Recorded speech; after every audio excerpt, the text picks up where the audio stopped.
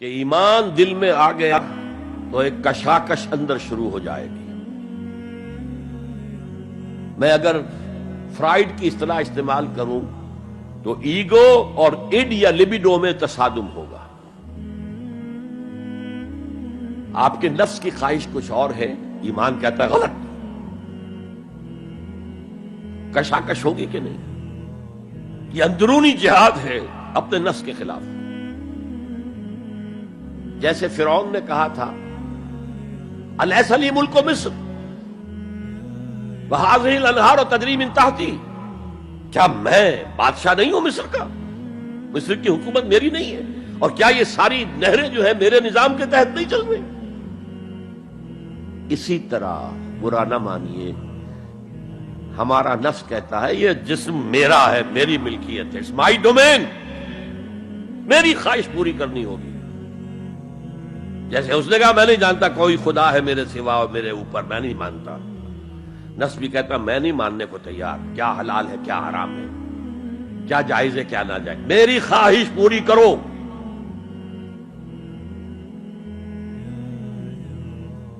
اس کے خلاف جہاد،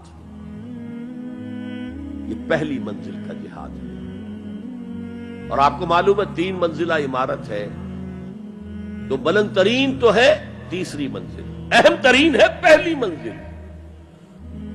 پہلی منزل بنے گی تو دوسری بنے گی، دوسری ہوگی تو تیسری بنے گی نا۔ پہلی منزل یہ ہے اور اہم ترین یہ ہے۔ اسی لیے مولانا روم نے کہا نفس ماں ہم کم ترس فرعون نیست، میرا نفس بھی فرعون سے کم نہیں ہے، لیکن ایراعون نیست، اس کے پاس لاؤ لشکر تھا، اس نے زبان سے بھی کہہ دیا تھا انا ربکم الاعلی، میں ہوں خدا۔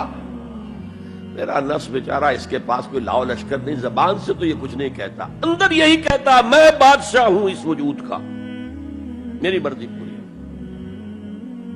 اسٹرگل اگینسٹ دس بیسر سیلف، ایک سیلف ہے اونچی سیلف، خودی، انا، ایگو، اور ایک ہے یہ بیسر سیلف، حیوانی جبلتیں جو اندھی بہری ہیں، جو حلال اور حرام سے انہیں کوئی غرض نہیں ہے، ان کے خلاف جہاد کرنا۔ آپ نے فرمایا صلی اللہ علیہ وسلم المجاہد من جاہد نفسہ، اصل مجاہد وہ ہے جو اپنے نفس کے خلاف جہاد کر سکے۔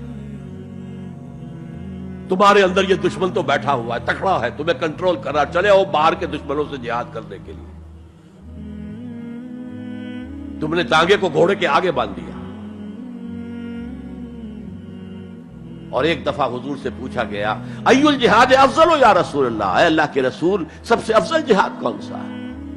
فرمایا ان تجاہد نفسک فی طاعت اللہ، اپنے نفس کے خلاف جہاد کرو، اسے اللہ کا مطیع کرو۔ یہ جو اندر کی کشمکش ہے، کشاکش ہے، یہ جہاد فی سبیل اللہ کا نقطہ آغاز، اللہ کا مطیع بنانا ہے نفس کو۔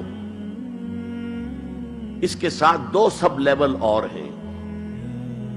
اس نفس کو بھڑکانے والی ایک قوت ہے انویزیبل، اور ویزیبل بھی ہے۔ انویزیبل قوت سب سے بڑی ابلیس، شیطان، لعین، اور اس کے چیلے چانٹے جنات میں سے، اور ویزیبل میں انسانوں میں جو اس کے ایجنٹ ہیں، جو فحاشی کو کلچر کا نام دے، یہ اس ابلیس کے چیلے ہیں۔ ان کے خلاف جہاد نہیں کریں گے آپ، اگر آپ ان کے خلاف ایگریسو ایٹیٹیوڈ اختیار نہیں کریں گے تو آپ ان کے دباؤ میں آ جائیں گے۔ ان الشیطان لکم عدو فاتخذوہ عدوا، اے لوگوں یہ شیطان تمہارا دشمن ہے، اس کو اپنا دشمن سمجھو۔ وہ تمہیں سبز باغ دکھاتا ہے، بدی کو مزین کر کے دکھاتا ہے، اچھے اچھے نام اس کے رکھ دیتا ہے، اور تمہیں آمادہ کرتا ہے بدی کے ارتکاب پر۔ نہیں، وہ تمہارا دشمن ہے۔ افتتخذونہ وذریتہ اولیاء من دونی، تم مجھے چھوڑ کر اسے اور اس کے چیلے چانٹوں کو تم اپنا دوست بناتے ہو۔ نہیں، شیطان کے خلاف جنگ کرو۔ اور تیسرا اس پر سب لیول کیا ہے؟ معاشرہ اگر بگڑا ہوا ہے، اس کا عمومی رجحان برائی کی طرف ہے، تو سوشل پریشرز آپ کو ادھر دھکیلتے ہیں. جیسے کہ اگر کوئی موب جا رہا ہے تو اس کے ساتھ چلنا تو بہت آسان ہے، وہ خود ہی آپ کو دھکیلتا ہوا لے جائے گا. اس کے خلاف چلنا